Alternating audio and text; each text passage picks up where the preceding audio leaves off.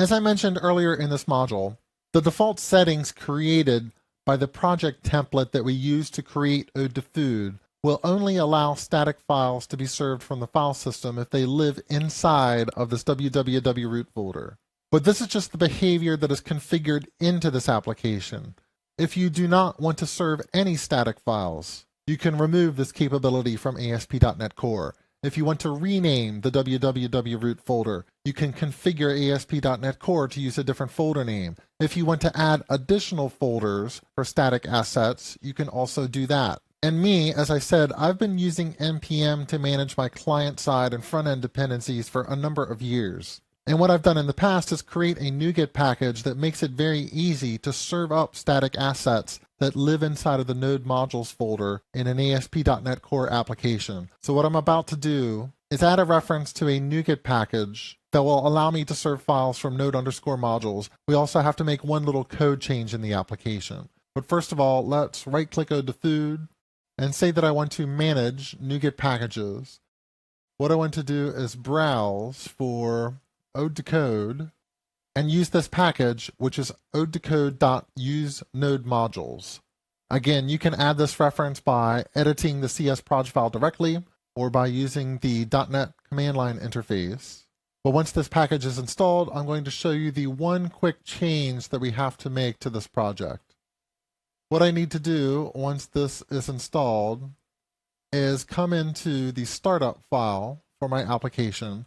And we haven't talked about the startup file in great detail. We have done some work inside of Configure Services, but in the next module, I also want to describe to you in more detail what this configure method will do, because it is this configure method that is very important to controlling the behavior of my ASP.NET Core application, including if I'm going to be using the www root folder or not, because it is configure where I can install HTTP processing components known as middleware in ASP.NET Core. So these are pieces of software that I install into a processing pipeline so that anytime an HTTP request arrives at my ASP.NET Core application, it has to run through a series of these components that figure out what to do with this request. One of those components is known as the static files component or the static files middleware. And what that particular piece of middleware will do is look at an incoming request and say, this is a request for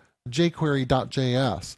Can I find that file somewhere on the file system inside of the folder where we're serving static files? And if it finds that file, it will serve and return that file from the web server. What I want to do is add another piece of middleware that, just like the static files middleware, will look on the file system for a specific file, but this time instead of inside of going to the www root folder, it's going to go to the Node Modules folder.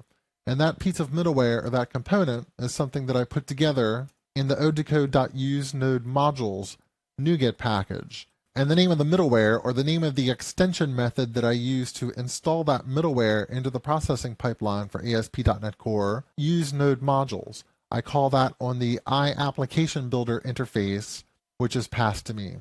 Now this particular extension method, useNodeModules, does require a parameter. It requires a parameter of type iHostingEnvironment, which will provide the middleware with information about the environment it is operating in. And fortunately, ASP.NET Core passes an iHostingEnvironment into the configure method. So what I can do is take this variable env, which will hold the hosting environment, and pass that along and through to useNodeModules. So this is my processing pipeline. Again, more details about this in the next module, but this is going to allow my application to serve static files from www root. It's also going to allow my application to serve static files from the Node Modules folder. It's also going to support a cookie policy where we're going to display something in the user interface, telling the user that we use cookies and asking them to accept the use of those cookies before we proceed. And this middleware is also going to set us up to use the Model View Controller framework, which will include Razor pages and API controllers and all these other components that we route to inside of the application.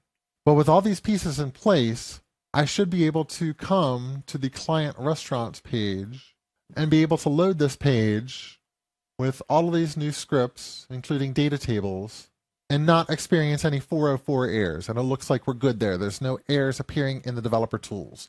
So at this point, we're ready to come into Client Restaurants and now finally use this Data Tables plugin to show the data that we have retrieved from the API endpoint.